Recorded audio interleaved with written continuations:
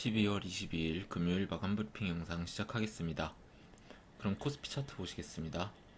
코스피가 강하게 상승이 나와주고 있습니다. 눌림이 나오기도 전에 그냥 이렇게 갭이 뜨면서 상승을 한다는 것은 기술적으로 볼 때 그만큼 매수세가 강하게 들어오고 있다고 볼 수가 있겠습니다. 어느 지점까지 도달을 하게 되면 아마 이때처럼 단기 박스권을 형성을 하면서 횡보를 하고 또 상승을 이어가는 그림이 나올 수도 있겠습니다.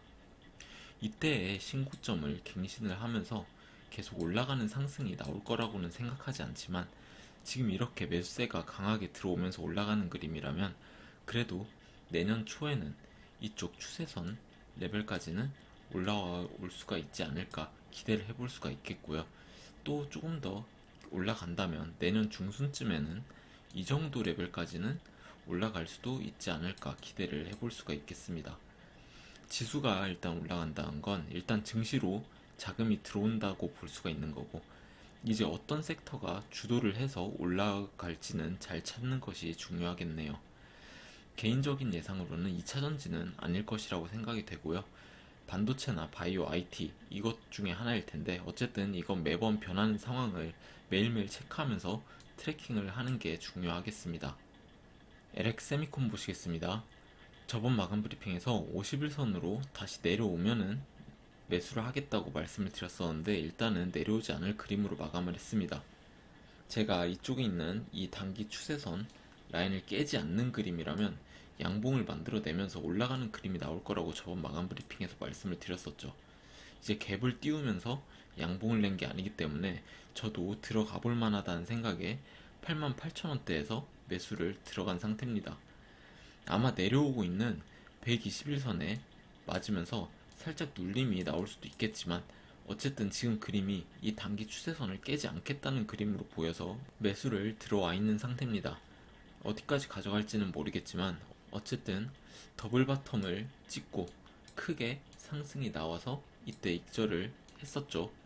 그리고 224일선을 터치한 이후에 눌렸다가 다시 올라가고 있는 그림이기 때문에 다시 트라이로 올라간다면 224일선을 돌파를 하는 상승이 나와줄 수도 있다고 보고 있습니다. 224일선을 돌파를 하고 나면 이제 이쪽 추세 라인을 터치를 하던가 아니면 이쪽에 있는 갭을 메우는 곳까지 올라가 주겠죠. 만약에 이쪽 단기 추세 라인을 깨고 내려간다면 또 손절을 생각을 해봐야겠지만 저는 충분히 50일선을 한 번 더 찍고 다시 올라갈 수도 있다고 보고는 있습니다. 아무튼 내년 초 안에는 어떻게든 결판이 날 거라고 보고 지켜보면서 홀딩을 해보겠습니다. 솔로엠 보시겠습니다. 리테스트를 올라가지 못하고 이렇게 고꾸라지면서 마감을 했습니다. 어쨌든 지금 224일선 터치를 하고 음봉으로 마감을 했지만 지지를 받으면서 마감을 한 상태입니다. 그리고 이쪽 단기 박스권 하단에 있기 때문에 올라갈 거라고 생각을 한다면 지금은 좋은 매수점이 될 수도 있겠습니다. 하지만 저는 계속해서 말씀을 드려왔듯이 한 레벨 더 하락을 나올 수도 있다고 생각을 하기 때문에 매수는 들어가지 않았습니다. 오히려 저번 마감 브리핑에서 말씀을 드렸던 것처럼 위로 상승이 나오면서 상승 채널 리테스트가 나오고 또 121선에서 지지를 받는 그림이 나오는 게 오히려 더 안전하다고 생각을 하고요. 지금 자리는 올라가면은 좋은 매수 타점이 될 수도 있겠지만 이쪽 매물대에서 조금 물량을 더 털어내기 위해서는 한 레벨 더 하락하는 것도 나쁘지 않다고 생각을 하기 때문에 이 가능성을 염두에 두고 좀 더 보수적으로 자리를 찾아보려고 합니다. 코스닥 차트 보겠습니다. 저번 마감 브리핑에서는 너무 애매한 자리에서 마감을 해가지고 다룰 내용이 없었는데 지금은 하락 채널은 어느 정도 확실히 돌파를 해줬다고 볼 수도 있겠습니다. 지금은 이쪽 장기 추세 라인 저항에 맞고 살짝 눌리면서 마감을 한 상태인데요. 확실히 코스닥은 코스피에 비해서 강하게 힘은 못 받고 있는 상황입니다. 유동성이 크지 않은 상황이라 아무래도 대형주에 자금이 쏠리는 그림이고요. 아마 금리가 내려가고 유동성이 좀 풀리게 되면 코스닥도 자금이 크게 들어오면서 상승이 나와줄 수 있는 환경이 만들어질 거라고 생각을 합니다. 어쨌든 코스닥도 지금은 살짝 눌림이 있겠지만 조만간 코스피와 같이 돌파가 나와주지 않을까 생각을 하고 있습니다. APTC 보시겠습니다. 14,000원에서 매수 들어온 이후에는 아직까지 위치를 유지하고 있는 상태입니다. 224일선을 깨고 내려가는 그림이라면 손절을 하려고 했는데 아직까지는 지지를 해주고 있는 상황이네요. 개인적으로는 조만간 상승이 또 한번 크게 나올 수 있다고 예상을 하고 있습니다. 224일선 고개를 살짝 위로 돌려놓았지만 이제 한 번 더 크게 상승이 나와주면서 224일선의 고개를 더 큰 각도로 꺾어주는 작업을 할 거라고 생각이 됩니다. 물론 여기에는 APTC 주가를 움직이는 세력이 주가를 올릴 생각이라는 전제가 깔려 있고요. 또 미국과 한국의 반도체 종목에 자금이 유입되고 있는 만큼 언제나 그랬듯이 장비 종목으로도 조만간 자금이 들어올 거라고 생각이 됩니다. 펄어비스 보시겠습니다. 38,000원에서 매수 들어온 이후에 천천히 매수가 들어오면서 올라가는가 싶더니 마지막에 쭉 내리면서 마감을 했습니다. 말씀드렸듯이 저는 이 종목은 장기로 보고 있고 당분간은 급락을 하면서 만들어진 하방 압력을 받아내는 시간이 필요하다고 생각을 하고요. 한 레벨 더 내려가는 것까지 염두에 두고 매매를 할 생각입니다. 만약에 지금 이 라인을 강하게 깨고 내려가는 그림이 나온다면 잠시 손절을 했다가 이쪽 추세 라인 터치가 나올 시점에 다시 매수를 들어가는 것이 더 좋은 매매라고 생각을 하고요. 손절을 하지 않는다면 비중 조절을 잘 해서 이쪽 라인에서 크게 추가 매수를 하는 게 좋겠습니다. 제넥신 보시겠습니다. 9,300원에 매수 들어온 이후에 크게 움직임 없이 횡보를 해주고 있습니다. 저번에도 말씀을 드렸듯이 50일선을 강하게 깨고 내려가면 손절을 할 생각이고요. 깨고 내려가는 그림이면 아마 이쪽 하락 채널 상단을 리테스트를 하면서 동시에 이쪽 저점과 더블 바텀을 그리는 그림이 그려지지 않을까 예상을 하고 있습니다. 손절을 하게 되면 이쪽 저점과 더블 바텀을 그리는 레벨에서 당연히 다시 매수를 잡을 생각이고요. 저번 마감 브리핑과 크게 의견이 달라진 부분은 없습니다. A루트 보시겠습니다. A루트는 큰 상승이 나온 이후에 600원을 강하게 돌파를 하고 올라가 주는지 확인을 해야 된다고 말씀을 드렸었죠. 550원 라인은 깨지 않는 이상은 괜찮을 거라고 말씀을 드렸었는데요. 한 거래일 안에 600원을 터치하고 또 바로 550원 라인을 깨고 내려가면서 마감을 했습니다. 제가 이날 장초에 보고 있었는데 600원을 언제 찍었는지도 모르게 찍은 이후에 바로 하방 VI가 걸리더라고요.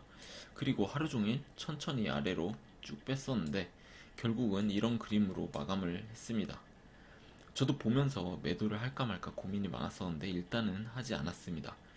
이 결정이 어떤 결과를 가져올지 모르겠는데요. 기술적으로 보면 분명히 매도를 하는 게 맞습니다만 어차피 매수점이 좋다고 생각을 해서 매도를 해도 더 좋은 자리에서 잡을 수 없을 것 같은 그런 생각이라 일단 그냥 가지고 있기로 했습니다. 만약에 지금 올라오고 있는 50일선을 강하게 깨고 내려가는 그림이 나온다면 익절을 하고 나올 생각입니다. 사실상 A루트는 시간이 얼마나 걸릴지는 몰라도 언젠가는 크게 갈 주식이라 생각을 해서 뭔가 판단을 하기가 어렵네요. 시노펙스 보시겠습니다. 5,000원대에 매도를 한 게 정말 아쉬운 정도로 크게 상승이 나왔습니다. 이쪽에서 5일선을 깨고 내려갈 듯 하다가 다시 양봉을 크게 뽑아주면서 5일선 위로 올려놨을 때 눈치를 채고 이때 들어갔어야 했는데 조금 더 보수적으로 접근을 하려다가 보니까 단기로 이렇게 들어가 볼만 한 것도 놓쳐버렸네요. 개인적으로는 일단 다시 들어가기를 거의 포기를 한 상태이긴 합니다. 여기서 좀 눌림이 나와준다면 뭐 들어갈 수도 있겠지만 지금 단기적으로 너무 과매수된 상태라 눌림이 나오면서 이 자리가 와도 뭔가 불안한 느낌이 들 것 같긴 합니다.